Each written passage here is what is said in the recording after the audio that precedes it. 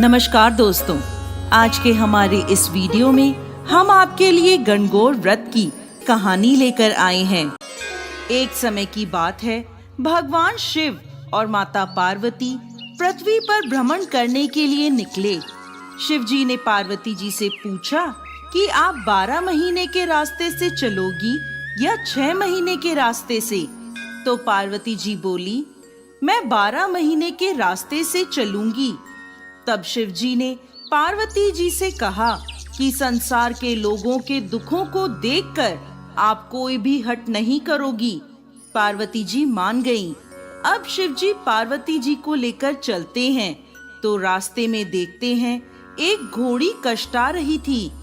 उसके बच्चा होने वाला था और वो दर्द में थी। तो उसकी पीड़ा देखकर पार्वती जी ने पूछा, ये घोड़ी क्यों कष्टा रही है?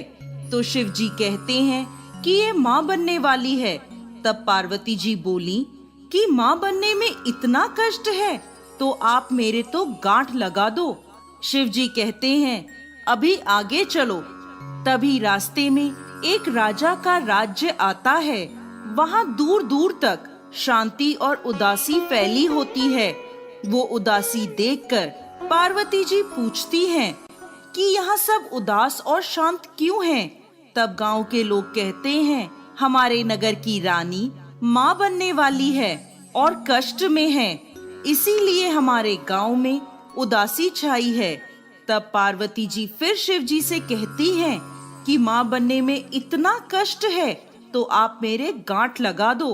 वो शिव जी के पीछे पड़ जाती हैं, पर शिव जी उन्हें ये कहकर आगे बढ़ जाते हैं कि यदि एक बार गांठ लग गई तो दोबारा नहीं खुल सकती। अब जब वो आगे बढ़ते हैं तो देखते हैं कि रास्ते में एक गाय कष्टा रही थी। उसकी पीड़ा देखकर पार्वती जी फिर बोली, माँ बनने में इतना कष्ट है तो आप मेरे तो गांठ ही लगा दो। पार्वती जी हट करने लगी तो शिव जी ने पार्वती जी के गांठ लगा दी। अब वो दोनों आगे बढ़े तो एक गांव में पहुंचते हैं। उस दिन गणगौर का व्रत था। बगीचे में गांव की औरतें गणगौर का पूजन कर रही होती हैं। वो पार्वती जी को देखकर वहां आ जाती हैं और पार्वती जी की पूजा करने लगती हैं। इस पर खुश होकर पार्वती जी उनको सारा सुहाग बांट देती हैं। शिव जी पार्वती जी को ढूंढते ढूंढते वहां पहुंचते हैं तो पार्वती जी को फूल और पत्तों से ढका हुआ पाते हैं। शिव जी जब पार्वती जी को वहां से निकाल रहे होते हैं, इतने में कुछ ही देर में वहां ब्राह्मण बनियों की औरतें आती हैं जो पकवान बनाकर 16 श्रृंगार करने के बाद पूजा करने आती हैं, जिसके कारण उन्हें पूजा करने में दोपहर हो जाती है। वो भी पार्वती जी को देखकर उनकी पूजा करने लगती हैं। पार्वती जी उनसे भी खुश हो जाती हैं, परंतु जब सुहाग देने की बारी आती है तो शिव जी पार्वती जी से पूछते हैं, अब आप इन्हें सुहाग कैसे बांटेंगी? आप तो पहले ही सारा सुहाग बांट चुकी हैं। तब पार्वती जी अपनी छोटी उंगली से मेहंदी, मांग से सिंदूर और आँखों के कोरों से काजल निकालकर उसे एक कोरे कलसे के पानी में घोलकर उन सभी औरतों पर छींटे मारती हैं और इस तरह उन सभी को सुहाग देकर वो आगे बढ़ते हैं। इस प्रकार चलते चलते वो दोनों पार्वती जी के पीहर पहुंचते हैं। वहाँ सब उनकी खूब आवभगत करते हैं, खूब पकवान बनाए जाते हैं, पर शिव जी जो भी खाना बना होता है वो सब खाना खा जाते हैं। अब पार्वती जी क्या खाएं? तो वे बथुए की साग खाकर पानी पी लेती हैं। दोपहर में जब वो दोनों विश्राम करते हैं तो शिव जी पार्वती जी से पूछते हैं कि आपने क्या खाया? तो पार्वती जी कहती हैं, जो आपने खाया वही मैंने खाया। पार्वती जी के सोने पर शिव जी उनके पेट की नाभि की ढकनी खोलकर देखते हैं कि पार्वती जी ने क्या खाया।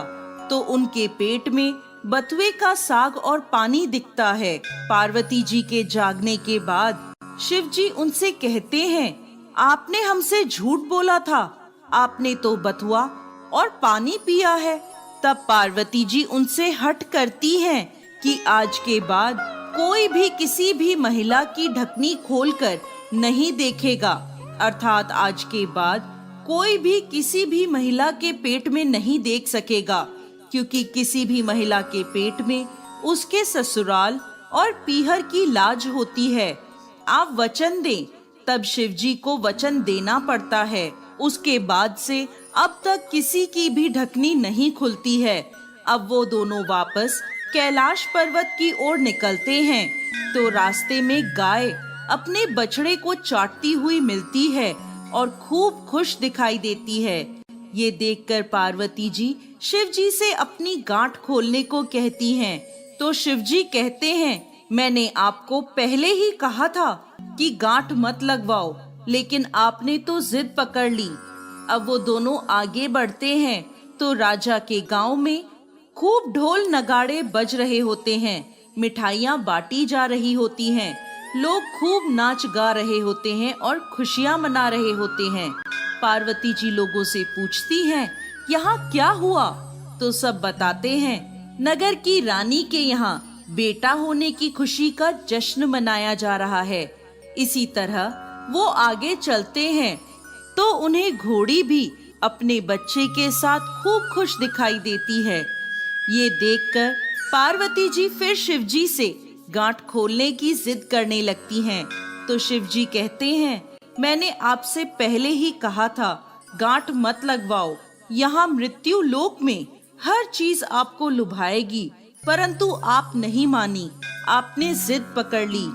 पार्वती जी के फिर हट करने पर शिवजी पार्वती जी की गांठ खोल देते हैं और वो दोनों कैलाश पर्वत पहुंच जाते हैं। हे भगवान शंकर, जैसे पहले माता पार्वती के गांठ लगाई, किसी पर भी गांठ मत लगाना, और जैसे बाद में पार्वती जी की गांठ खुली, वैसे इस कहानी को कहते, सुनते और हुंकार भरते सभी को अमर सुहाग दे। जी हाँ दोस्तों, गणगौर का त्योहार होली के बाद दुल्हंडी से शुरू हो जाता है और 16 दिन तक घर की कुंवारी कन्याएं एवं विवाहित महिलाएं ईसर के रूप में शिव जी की और गणगौर के रूप में पार्वती जी की पूजा करती हैं। कुंवारी कन्याएं मनपसंद वर पाने के लिए और विवाहित स्त्रियां अखंड सौभाग्य, अपने पीहर की और ससुराल की समृद्धि की कामना के लिए यह पूजा करती हैं तथा गणगौर से हर वर्ष फिर से आने का आग्रह करती हैं। दोस्तों, पौराणिक मान्यताओं के अनुसार गौरा जी होली के दूसरे दिन अपने पीहर आती हैं तथा 8 दिन बाद ईसर जी उन्हें लेने के लिए आते हैं। इस पर्व में गौरा जी और ईसर जी को बड़ी बहन और जीजाजी के रूप में गीतों के माध्यम से पूजा जाता है।